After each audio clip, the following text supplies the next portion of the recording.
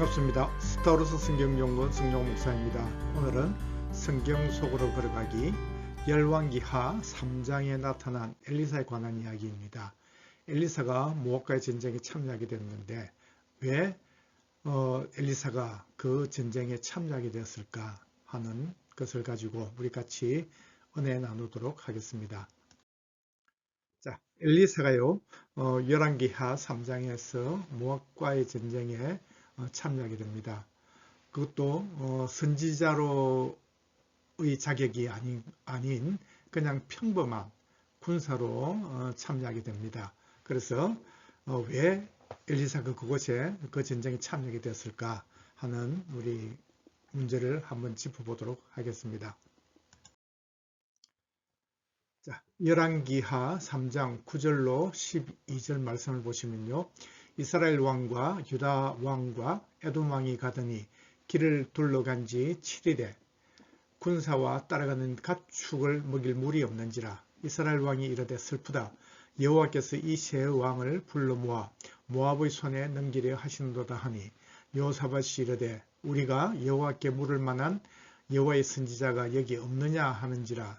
이스라엘 왕의 신하들 중에 한 사람이 대답하여 이르되 전에 엘리야의 손에 물을 붓던 사밧의 아들 엘리사가 여기 있나이다 하니 여호사밧이 이르되 여호와의 말씀이 그에게 있도다 하는지라. 이에 이스라엘 왕과 여호사밧과 에돔 왕이 그에게로 내려가니라. 자, 오늘 열왕기하 3장 9절로 12절 말씀을 보면은요, 이스라엘 왕과 유다 왕 그리고 에돔 왕 3개의 연합군이 지금 모압을 치러 갑니다. 그래서 일주일을 갔는데 7일을 갔는데 물이 없는 거예요. 그래서 군사들도 없고 먹을 물이 없고 가축을 먹일 물도 없고 그래서 지금 이제 죽을 지경이 되었다 하는 것이죠. 그때 남쪽 유다의 여호사밧 왕이 우리가 하나님의 뜻, 여호와께 물을 만한 하나님의 선지자, 여호와의 선지자가 없습니까? 하고 찾아봅니다. 그때 이스라엘 왕, 이때는 나중에 말씀드리겠지만은 여호람 왕입니다. 그래서 그 신하가, 그 왕은 엘리사의 존재를 모르죠. 그리고 신하들 중에 한 사람이 대답합니다. 전에 엘리야 선지자의 제자로 있던 엘리사가 여기 와 있습니다. 하는 말을 하게 되죠. 그래서 그때 이제 이스라엘 왕과 여호사밧 남쪽 유다 왕이죠. 그리고 에돔 왕이 모두가 그에게로 내려간다 하는 거죠. 그러니까 지금 왕의 주위에 없다 하는 것은요. 엘리사가 그냥 선지자로 그 전쟁에 참여한 것이 아니고 정말 아무 이름도 없이 빛도 없이 그냥 군사로 이게 와가 있는 것을 보게 된다 하는 것이죠. 우리 먼저 분열왕국 시대 요 표를 잠시 한번 볼까요? 보시면요. 지금 여기에 제가 아합과 여호사밧, 오늘 전쟁에 참여한 사람이 바로 남쪽 유다의 여호사밧 왕이고, 그리고 아합의 그 아들이었던 여호람이 지금 왕이 때가 지금 이때입니다. 그러면 먼저 아합이 누구냐? 아합은 바로 오므리, 아버지가 오므리였습니다. 그래서 오므리, 신하였던 오므리가 그 시므리를 죽이고 자기가 왕이 되죠. 그래서 오므리 왕가를, 그렇죠? 왕조를 이제 만듭니다. 그래서 오므리 다음에 아합은 아주 유명한 사람이죠. 악한 왕이었습니다. 그리고 열왕기하 1장을 보시면요. 아합이 죽고 그 뒤에 아시아가, 그 아들이었던 아시아가 왕이 됩니다. 그리고 이 아시아도 죽고 그 아들이 없으므로 그 동생이었던 여호람이 이제 왕이 되었다 하는 것을 말씀하고 있거든요. 그래서 오늘 우리가 눈여겨볼 사람이 바로 이 북쪽의 여호람 왕과 그리고 남쪽의 여호사밧 왕이다 하는 것이죠. 그래서 남쪽의 유다의 네 번째 왕이었던 여호사밧과 아합이 지금 이 줄로 제가 연결되어 있습니다. 이 줄이 무슨 표시인가 하면요. 바로 아합과 여호사밧이 결혼을 결혼 동맹을 맺었다는 거죠. 그래서 평화의 시대를 억지로 만들었다 하는 것입니다. 바로 여호사밧의 아들이었던 여호람과 그리고 아합의 딸이었던 아달랴가 결혼을 시킨 거예요. 이 두 사람을 결혼을 시켜가지고 아합의 딸이 남쪽으로 시집을 오게 된 거죠. 그래서 이래서 결혼 동맹을 맺어가 평화의 시대를 억지로 만들게 됐다 하는 것이죠. 그래서 아합은 정말 성경에도 계속 말씀하고 있는데 정말 악한 왕이었다 하는 것이죠. 그런데 남쪽 유다의 여호사밧은 선한 왕으로 우리가 분류되는 사람이거든요. 그러면은 이것이 과연 하나님의 뜻인가? 그것이 아니었다는 거죠. 그것으로 인해서 많은 이제 어려움을 겪게 되는데 이 아합 당시에 활동했던 선지자가 바로 엘리야 선지자입니다. 그래서 3년 6개월 동안 비가 오지 않았을 때 그것을 예언을 하고 엘리야가 3년 6개월 후에 갈멜산에서 아합의 선지자 850명 바알과 아세라 선지자 850명과 기도 시합을 하게 되죠. 돌로 제단을 쌓고 불로 응답받는 그 참신이 누구인가 하는 것을 하고 엘리야가 이기게 된단 말이죠. 그래서 이 엘리야가 그 바알과 아세라 선지자, 그 거짓 선지자들 모두 850명을 다 죽여버리고 그래서 비를 하나님께서 주신 것을 보게 되는 놀라운 역사를 하게 되는 것이 바로 엘리야입니다. 그리고 엘리야가 이제 열왕기하 2장에서 보면요, 성천을 하게 되고 그리고 그 제자였던 엘리사가 이제 선지자로 나서게 되죠. 그래서 엘리야는 불병거를 타고 하늘로 천국으로 가게 되고 그 이제 혼자 남은 엘리사가 이제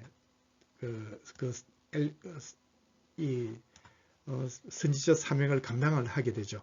이 엘리사가 바로 지금 오늘 여호람 때 북쪽 여호람의 시대에 활동하던 선지자거든요. 그러니까 엘리사와 엘리야는 모두가 다 북쪽에서 북왕국 이스라엘에서 활동하던 선지자였다 하는 것을 우리가 아셔야 된다는 것이죠. 그래서 이 여호사밧이 아합과 결혼 동맹을 맺게 됨으로써 이제 큰 낭패 같은 일을 당하게 되는데 바로 아합이 북이스라엘의 더 북쪽에 있는 아람과의 전쟁에 어쩔 수 없이 참여하게 됩니다. 그래서 사돈을 맺었기 때문에 우리가 아람을 치러 가는데 같이 가시겠느냐. 그렇게 하니까 거절하지 못하고 결국은 여호사밧이 그 군사를 이끌고 아람과의 전쟁에 참여하게 되는데 그런데 여호사밧이 죽을 뻔한 위기를 맞게 되죠. 그래서 겨우 목숨을 부지하고 살아나오게 되지만은 아합은 하나님께서 이미 죽이기로 작정하셨기 때문에 아람의 우연히 군사가 쏜 그 화살에 가부솔기에 맞고 아합이 결국은 그 전장에서 죽게 되거든요. 자, 그리고 그렇게 겨우 이제 살아났던 여호사밧이지만은 근데 그 뒤에 또다시 여호람이 지금 모압과의 전쟁을 또 하는데 우리와 같이 가시겠느냐 하니까 그 아들이었던 이 여호람이 요청하기 때문에 또 어쩔 수 없이 이 전쟁에 또 참여하게 된다 하는 것이죠. 그래서 이때 활동하던 엘리사 선지자와 이 여호사밧이 같이 만나게 되는 거죠. 그래서 여호람과 여호사밧 그리고 엘리사가 선지자가 만나게 되는 이런 배경을 가지고 있는 것이 바로 오늘 우리가 눈여겨봐야 할 그 대목이단 말이죠. 그런데 결국은 나중에 여호람이 예후에 의해서 반역을 일으킨 예후에 의해서 죽게 되고 그리고 또 여호람을 이어서 남쪽에서 아시아가 그 아들이었던 아시아가 그 외삼촌이 되죠. 그 여호람 북쪽의 여호람을 병문안하러 갔다가 결국은 예후에 의해서 또 죽임을 같이 당하거든요. 여호람도 죽고 아시아도 죽고 그렇게 함으로써 이 시집 왔던 아시아의 어머니였던 이 아달랴가 그 자기 손주들 친손주들을 다 죽여버리고 자기가 스스로 여왕이 된 거죠. 왕이 된 거죠. 그러나 하나님께서 그 아시아의 아들이었던 요아스를 한 명을 남겨둔단 말이죠.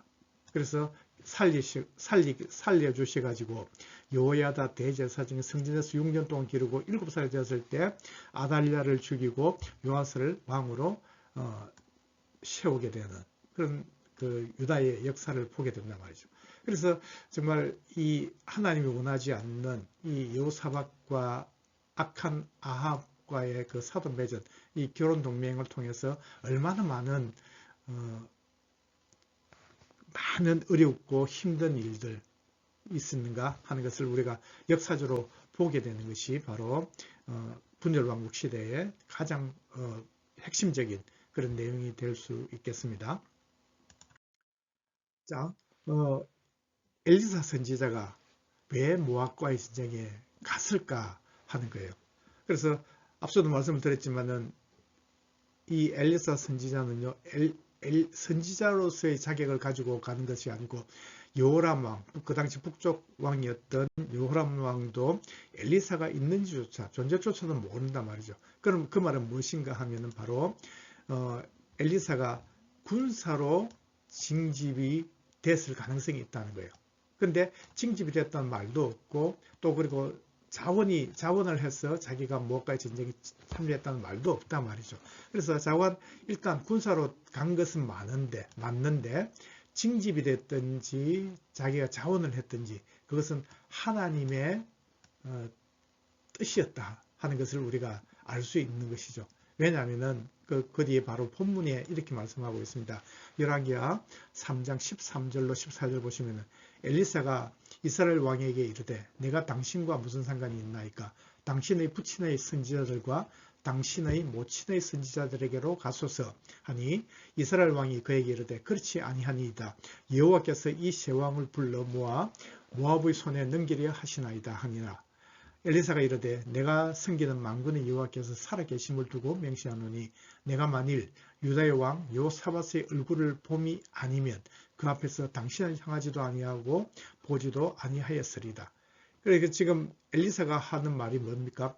내가 만일 유다의 왕 이 여호사밧의 얼굴을 봄이 아니면, 그러니까 하나님께서 여호사밧을 위해서 여호사밧과 그가 데리고 있는 그 남쪽 유다의 군사들, 그들을 구원하기 위해서 하나님께서는 이 엘리사 선지자를, 그 당시 이름도 없었던 이 엘리사 선지자를 평범한 군사로 보내주신 거예요. 그래서 그렇게 고백을 합니다. 그래서 결국은요, 무슨 말이 될까요? 유다의 여호사밧 왕을 위해서 하나님께서는 엘리사를 보낸 것이 맞다 하는 것을 우리가 알 수 있다는 것이죠.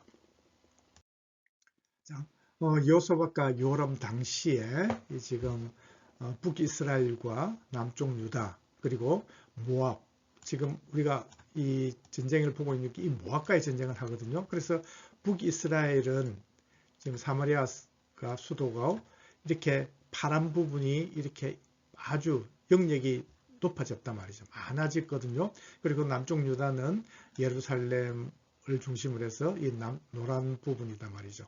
그래서 이 사해 동편에 있는 이 모압을 치기 위해서 군사들이 모인 거예요. 그리고 남쪽 유다에서도 오게 되고 북쪽에서도 오게 되고 그리고 에돔에서도 오게 되고 자꾸 이렇게 모여가 어딘지는 모르지만은 이 모여가지고 모압을 치려고 하는데 이때 7일 동안 갔는데 물이 떨어진 거예요. 물이 없어가지고 마실 물이 없어서 군사들도 죽을 지경이고 지금 또 가축도 당연히 물을 먹지 못해서 죽을 수밖에 없는 그런 정말 절박한 절체절명의 그런 순간을 맞이하게 됐다 하는 것을 우리가 오늘 본문에서 보게 됩니다. 그런데 그때 이제 군사로 참여했던 이 엘리사를 여호사밧이 말을 함으로써 여호와 하나님의 그 선지자를 찾게 됨으로써 엘리사를 통해서 이 세 왕들이 구원을 받고 모압을 전쟁과의 전쟁에서 이기게 된다는 것을 우리가 보게 되거든요. 자, 그 뒤에 이제 보시면은 열왕기하 3장 15절로 17절 보시면은요, 이제 여호사밧의 얼굴을 보기 위해서 때문에 내가 이곳에 왔고 하나님의 예언을 전하겠습니다 하고 말을 하죠. 그러면서 이제 15절로 17절 보시면 내게로 검은고 탈 자를 불러오소서. 그래 검은고를 타게 합니다. 그리고 검은고 타는 자가 검은고를 탈 때 여호와의 손이 엘리사 위에 있더니, 그러니까 하나님께서 지금 함께 하시고 하나님의 그 능력이 나타나는 거죠. 그리고 그가 이르되 여호와의 말씀이 이 골짜기에 개천을 많이 팔아 하셨습니다 하는 거죠. 여호와께서 이르시기를 너희가 바람도 보지 못하고, 그러니까 비가 오기 전에는 막 바람이 분다든지 뭐 광풍이 몰아친다든지 하고, 또 비도 보지 못하되 아무것도 그런 징조가 없었는데 이 골짜기에 물이 가득하여 너희와 너희 가축과 짐승이 마시리라. 하나님께서 그렇게 응답을 하셨다는 거예요. 그래서 어떻게 했을까요? 일주일 동안 아무것도 물도 마시지 못하고 지금 죽기 일부 직전에 있던 군사들, 그들이 이래도 죽고 저래도 죽게 수밖에 없는 그런 상황이었지만은 하나님의 응답, 그죠? 그 응답을 믿고 개천을 팠겠죠. 개천을 파서 이제 다음날 아침이 되니까 정말 바람도 보지 못했고 비도 보지 못했는데 아무 징조도 없었는데 골짜기에 물이 가득하게 됐더라는 거죠. 그리고 이 군사들과 그리고 가축과 짐승이 다 마시게 되었을 것입니다. 그리고 힘을 내었겠죠. 근데 그것이 끝이 아니고 그때 이 모압 군사들이 아침에 해가 뜰 때 보니까 이 세 연합군들이 있는 그곳에 붉은 피가 보이는 거예요.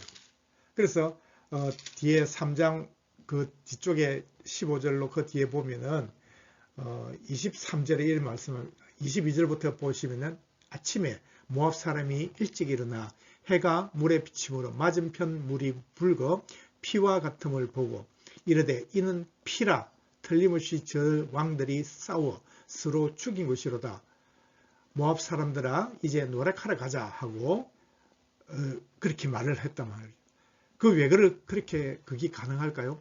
내가 지금 여기 지금 있는 그 땅이 이 세 왕들 세 명의 연합군사가 모이는 곳이 바로 모압 땅이다 말이죠. 이 바로 지척에 모압 군사들이 있는데 이들도 바람도 보지 못했고 이 자기들 땅에서 비가 올 징조가 아닌지를 누구보다 잘 알고 있는 사람들이 모압 사람들이란 말이죠.